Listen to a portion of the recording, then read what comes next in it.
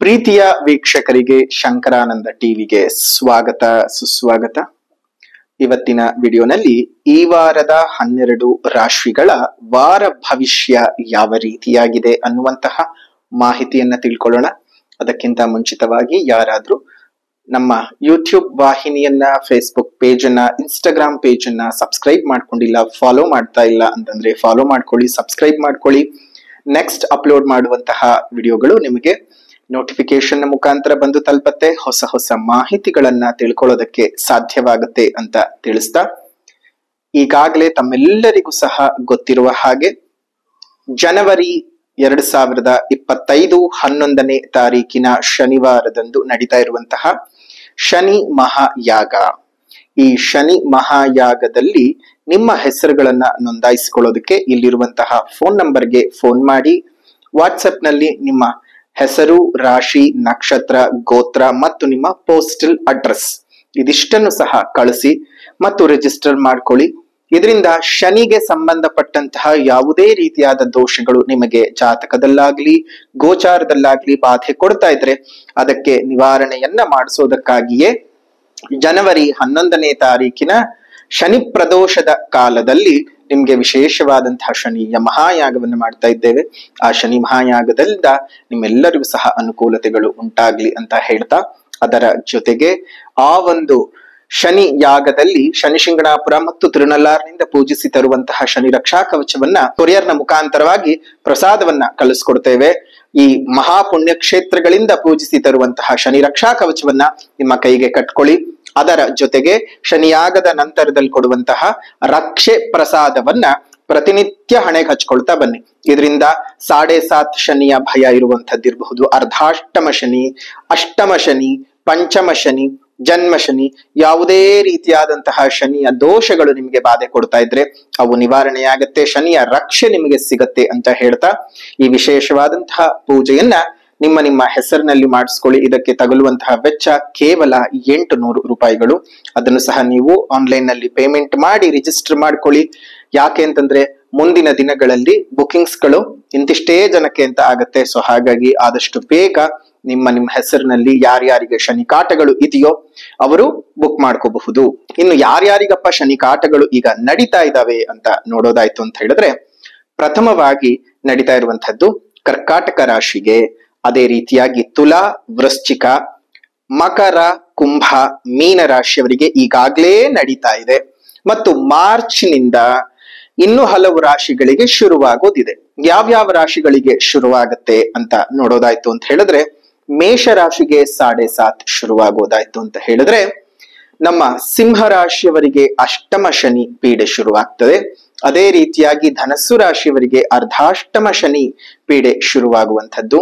ಪಂಚಮ ಶನಿ ಮುಂದುವರ್ಕೊಂಡು ಹೋಗುತ್ತೆ, ಅರ್ಧಾಷ್ಟಮದಿಂದ ಪಂಚಮ ಶನಕ್ಕೆ ಹೋಗಿ ವೃಶ್ಚಿಕ ರಾಶಿಯವರಿಗೆ ನಮ್ಗೆ ಮುಂದಕ್ಕೆ ಇರುವಂತಹದ್ದು. ಸೊ ಹಾಗಾಗಿ ಮೇಷರಾಶಿ, ಕರ್ಕಾಟಕ ರಾಶಿ, ಸಿಂಹ ರಾಶಿ, ತುಲಾ ರಾಶಿ, ವೃಶ್ಚಿಕ ರಾಶಿ ಮತ್ತು ಧನಸ್ಸು, ಮಕರ, ಕುಂಭ, ಮೀನ ಇಷ್ಟು ರಾಶಿಗಳು ಸಹ ಶನಿಯ ವಿಶೇಷವಾದಂತಹ ರಕ್ಷೆಯನ್ನ ಪಡ್ಕೊಳ್ಬೇಕು. ಹಾಗಾಗಿ ಶನಿಯಾಗದಲ್ಲಿ ನಿಮ್ಮ ಹೆಸರುಗಳನ್ನ ಬುಕ್ ಮಾಡಿಕೊಂಡು ಪೂಜೆಯನ್ನ ಮಾಡಿಸ್ಕೊಳ್ಳಿ. ಪ್ರಸಾದ ನಿಮ್ಮ ಮನೆಗೆ ಕೊರಿಯರ್ನ ಮುಖಾಂತರವಾಗಿ ಬರುತ್ತೆ.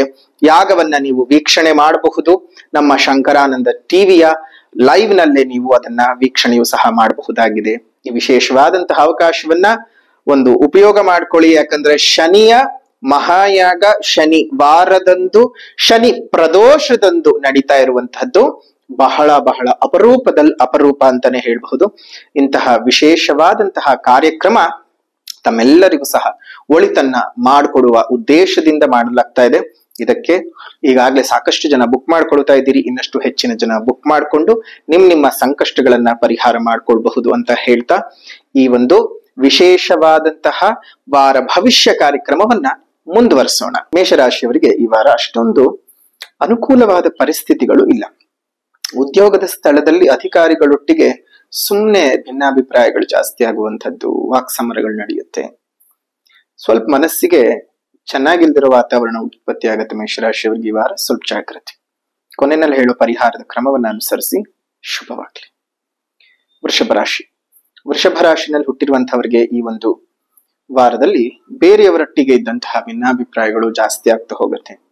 ಕುಟುಂಬದ ಸದಸ್ಯರೊಟ್ಟಿಗೆ ಭಿನ್ನಾಭಿಪ್ರಾಯಗಳು ಜಾಸ್ತಿ ಆಗುತ್ತೆ. ನಿಮ್ಮ ಮಕ್ಕಳ ಆರೋಗ್ಯದ ವಿಚಾರದಲ್ಲಿ ಏರಿಳಿತಗಳು ಉಂಟಾಗುತ್ತೆ. ಮಾನಸಿಕವಾಗಿ ಬಹಳ ಒತ್ತಡಗಳನ್ನ ಅನುಭವಿಸಬೇಕಾದಂತಹ ಒಂದು ವಾರವಾಗತ್ತೆ. ವ್ಯಾಪಾರ ವ್ಯವಹಾರಗಳಲ್ಲಿ ಬಹಳ ನಷ್ಟವನ್ನ ನೋಡ್ತೀರಿ. ದೈವಿಕ ಕಾರ್ಯಾಸಕ್ತರಾಗ್ತೀರಿ. ಆರೋಗ್ಯದ ಬಗ್ಗೆ ಸ್ವಲ್ಪ ಕಾಳಜಿ ಮಾಡಲೇಬೇಕು. ವೃಷಭ ರಾಶಿಯವರು ಹುಷಾರಾಗಿರಿ. ಜೊತೆಗೆ ಕೊನೆಯಲ್ಲಿ ಹೇಳೋ ಪರಿಹಾರದ ಕ್ರಮವನ್ನು ಅನುಸರಿಸಿ ಶುಭವಾಗಲಿ. ಮಿಥುನ ರಾಶಿ.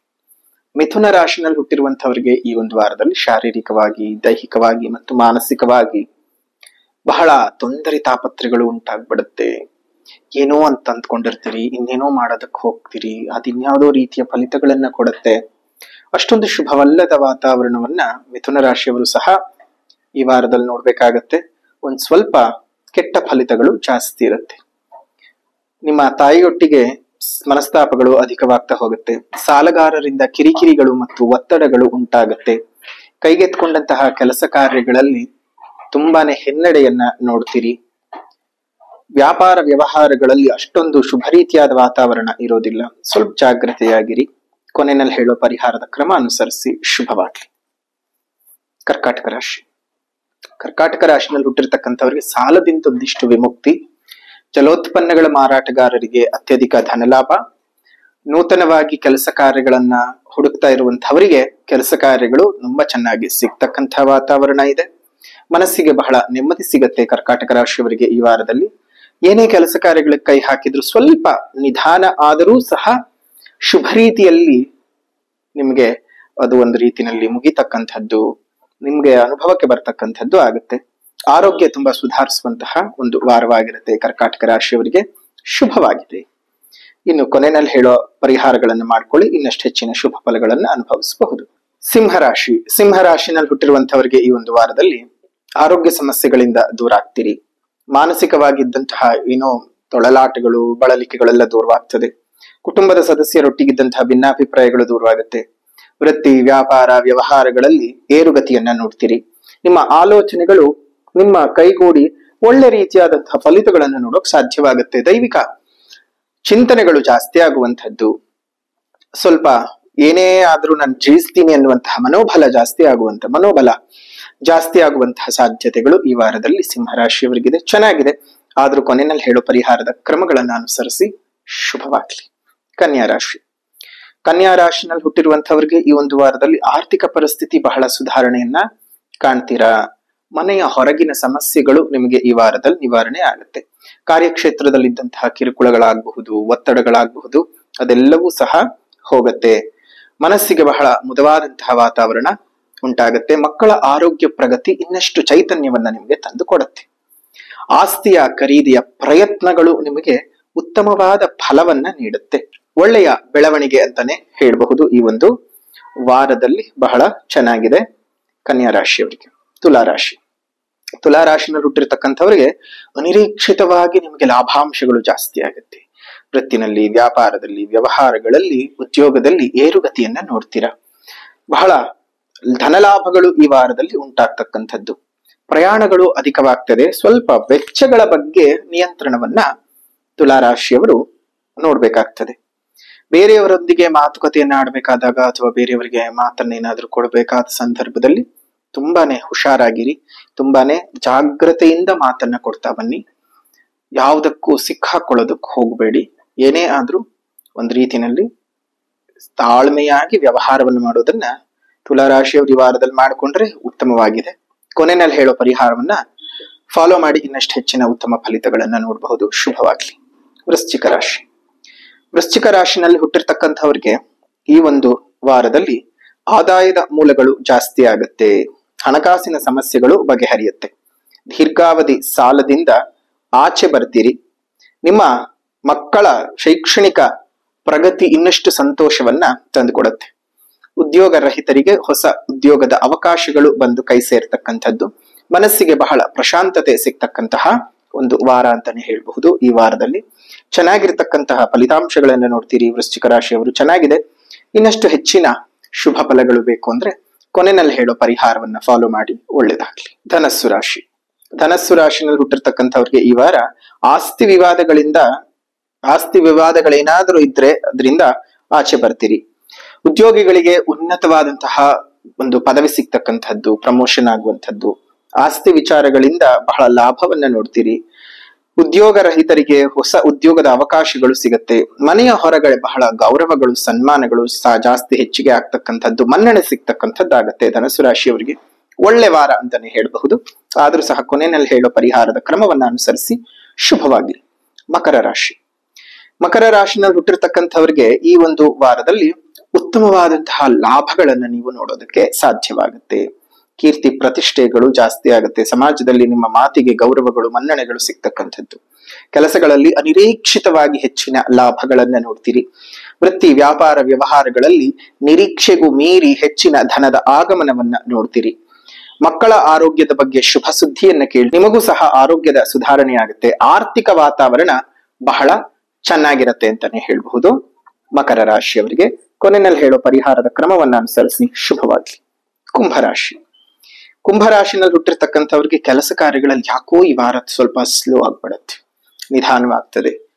ಇದ್ದಕ್ಕಿದ್ದ ಹಾಗೆ ಕಾಲಿಗೆ ಸಂಬಂಧಪಟ್ಟಂತಹ ಕಾಯಿಲೆಗಳಿಂದ ಬಳಲ್ಬೇಕಾಗತ್ತೆ. ಕಾಲುಗಳಿದ್ದಕ್ಕಿದ್ದ ಹಾಗೆ ಉರಿಯೋದು, ನೋವು ಬರುವಂತದ್ದು, ಮಂಡಿ ಚಿಪ್ಪುಗಳಲ್ಲಿ ಏನೋ ಒಂಥರ ಬಾವು ಬಂದಾಗ ಆಗೋದು, ಈ ರೀತಿಯಾಗಿ ಏನಾದ್ರೂ ಒಂದು ಆರೋಗ್ಯಕ್ಕೆ ಸಂಬಂಧಪಟ್ಟಂತಹ ಸಮಸ್ಯೆಗಳಿಂದ ಬಳಲ್ಬೇಕಾಗತ್ತೆ. ಈ ಒಂದು ವಾರದಲ್ಲಿ ಸ್ವಲ್ಪ ಜಾಗೃತೆಯಾಗಿರ್ತಕ್ಕಂಥದ್ದು ಒಳ್ಳೇದು ಈ ಒಂದು ಕುಂಭರಾಶಿಯವರು. ಅದರ ಜೊತೆಗೆ ಉದ್ಯೋಗದ ಸ್ಥಳದಲ್ಲಿ ಇದ್ದಕ್ಕಿದ್ದ ಹಾಗೆ ಕಿರಿಕಿರಿಗಳು ಉಂಟಾಗ್ಬಿಡತ್ತೆ. ಸಹೋದ್ಯೋಗಿಗಳಿಂದ ಕಿರಿಕಿರಿಗಳು ಆಗತ್ತೆ. ಏನೋ ಒಂದ್ ರೀತಿ ವಾಗ್ವಾದಗಳು, ಮನಸ್ತಾಪಗಳೆಲ್ಲ ಜಾಸ್ತಿ ಆಗತ್ತೆ. ಕೆಲಸದ ಸ್ಥಳದಲ್ಲಿ ಖುಷಿ ಇರೋದಿಲ್ಲ. ಕುಂಭರಾಶಿಯವರಿಗೆ ಸ್ವಲ್ಪ ಹುಷಾರಾಗಿರಿ. ಕೊನೆಯಲ್ಲಿ ಹೇಳೋ ಪರಿಹಾರದ ಕ್ರಮವನ್ನ ಅನುಸರಿಸಿ ಒಳ್ಳೇದಾಗ್ಲಿ. ಮೀನರಾಶಿ. ಮೀನರಾಶಿನಲ್ಲಿ ಹುಟ್ಟಿರ್ತಕ್ಕಂಥವ್ರಿಗೆ ಈ ಒಂದು ವಾರದಲ್ಲಿ ಒಳ್ಳೆಯ ಶುಭ ಸುದ್ದಿಗಳನ್ನ ಕುಟುಂಬದ ಸದಸ್ಯರಿಂದ ಕೇಳ್ತೀರಿ.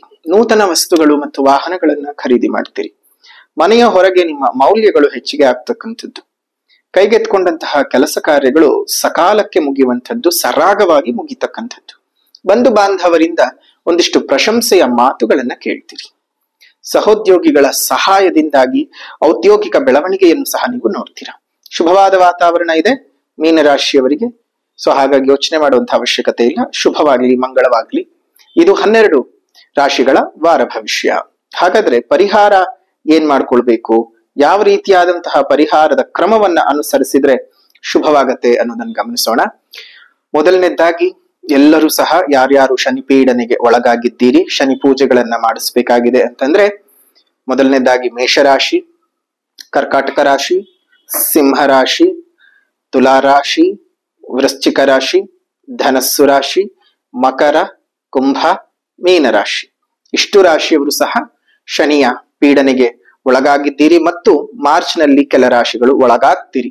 ಹಾಗಾಗಿ ಇಷ್ಟು ರಾಶಿಯವರೆಗೂ ಸಹ ಶನಿ ಶಾಂತಿಯ ಅವಶ್ಯಕತೆ ಇರೋದ್ರಿಂದ ದಿನಾಂಕ 11ನೇ ತಾರೀಕು 1ನೇ ತಿಂಗಳು 2025 ಶನಿ ಪ್ರದೋಷದ ದಿವಸ ಮಾಡ್ತಾ ಇರುವಂತಹ ಶನಿಯಾಗದಲ್ಲಿ ನಿಮ್ಮ ಹೆಸರುಗಳನ್ನ ರಿಜಿಸ್ಟರ್ ಮಾಡ್ಕೊಳ್ಳಿ. ಯಾರಿಗಾದ್ರೂ ಅದ್ರ ಬಗ್ಗೆ ಇನ್ನಷ್ಟು ಹೆಚ್ಚಿನ ಮಾಹಿತಿಗಳು ಬೇಕು ಅಂದ್ರೆ ಇಲ್ಲಿರುವಂತಹ ಫೋನ್ ನಂಬರ್ಗೆ ಫೋನ್ ಮಾಡಿ ನಿಮ್ಗೆ ಹೆಚ್ಚಿನ ಮಾಹಿತಿಗಳನ್ನ ಕೊಡ್ತಾರೆ ಅಂತ ಹೇಳ್ತಾ, ಪರಿಹಾರಗಳ ಬಗ್ಗೆ ಗಮನ ಕೊಡೋದಾಯ್ತು ಅಂತ ಹೇಳಿದ್ರೆ ನೋಡಿ, ಪ್ರತಿಯೊಬ್ಬರಿಗೂ ಅಷ್ಟೇ, ಯಾರಿಗೇ ಆಗ್ಲಿ ತೊಂದರೆ ತಾಪತ್ರಗಳಾಗ್ಲಿ, ನೋವುಗಳಾಗ್ಲಿ, ನಲಿವುಗಳಾಗ್ಲಿ ಸರ್ವೇ ಸಾಮಾನ್ಯವಾಗಿ ಬರ್ತಾನೇ ಹೋಗುತ್ತೆ. ಆ ಬಂದು ಹೋಗುವ ಸಂದರ್ಭದಲ್ಲಿ ಅದನ್ನ ನಾವು ಜೀರ್ಣಿಸಿಕೊಳ್ಳಬೇಕು ಮತ್ತು ಜೀವಿಸಬೇಕು. ಆ ಜೀರ್ಣಿಸಿ ಮತ್ತು ಜೀವಿಸಿಕೊಳ್ಳುವಂತಹ ಸಂದರ್ಭದಲ್ಲಿ ಕೆಲವೊಂದು ಅಡೆತಡೆಗಳು ಬಂದು ಹೋಗ್ತವೆ. ಪರಮಾತ್ಮನ ಮೇಲೆ ಭಾರ ಹಾಕಿ ಮೊದಲನೇದಾಗಿ ಪ್ರಕೃತಿಯನ್ನು ಉಳಿಸಿ, ಪ್ರಕೃತಿಯನ್ನು ಬೆಳೆಸಿ, ಸಾಧ್ಯವಾದ ಕಡೆ ಗಿಡಗಳನ್ನ ನೆಟ್ಟು ಪೋಷಣೆ ಮಾಡಿ, ನಿಮ್ಮ ಮನೆ ಮುಂದೆ ಮತ್ತು ಮೇಲ್ಭಾಗದಲ್ಲಿ ಸಣ್ಣ ಸಣ್ಣ ಕುಂಡಗಳಲ್ಲಿ ನೀರನ್ನ ಇಡ್ತಾ ಬನ್ನಿ. ಅದರಿಂದ ಅದೆಷ್ಟೋ ಜೀವ ಜಂತುಗಳಿಗೆ ಆಧಾರವಾಗುತ್ತೆ. ನೀವು ಕೊಡುವಂತಹ ಒಂದು ಹನಿ ನೀರು ಆ ಜೀವಿಯ ಜೀವವನ್ನೇ ಉಳಿಸತ್ತೆ, ಶುಭವಾಗತ್ತೆ. ಇನ್ನು ಒಂದು ಜೀವಿಯ ಪ್ರಾಣವನ್ನ ಉಳಿಸಿದ್ದಕ್ಕೆ ಪರಮೇಶ್ವರನೇ ನಿಮ್ಮನ್ನ ಮೆಚ್ಚುತ್ತಾನೆ, ಹರಸ್ತಾನೆ, ಹಾರೈಸ್ತಾನೆ, ಜೀವನಕ್ಕೆ ಬೆಳಕಾಗಿ ನಿಂತ್ಕೊಳ್ತಾನೆ. ಇನ್ನು ಆಧ್ಯಾತ್ಮಿಕ ಪರಿಹಾರ ಕಾಲಭೈರವಾಷ್ಟಕಂ ಸ್ತೋತ್ರದ ಪಠಣವನ್ನು ಮಾಡಿ ಶುಭವಾಗಿ. ಇದಾಗಿತ್ತು 12 ರಾಶಿಗಳ ವಾರ ಭವಿಷ್ಯ. ವಿಡಿಯೋ ಇಷ್ಟ ಆಗಿದ್ರೆ ಲೈಕ್ ಮಾಡಿ, ಶೇರ್ ಮಾಡಿ, ಕಮೆಂಟ್ ಮಾಡಿ. ಪುನಃ ಮತ್ತೊಂದು ವಿಡಿಯೋನಲ್ಲಿ ಭೇಟಿ ಮಾಡೋಣ. ಅಲ್ಲಿವರೆಗೂ ನಮಸ್ಕಾರ. ಲೋಕಾ ಸಮಸ್ತ ಸುಖಿನೋ ಭವಂತು, ಸಕಲ ಸನ್ಮಂಗಳಾನಿ ಭವಂತು, ಸರ್ವೇ ಜನಾಃ ಸುಖಿನೋ ಭವಂತು, ಸಮಸ್ತ ಸನ್ಮಂಗಳಾನಿ ಭವಂತು.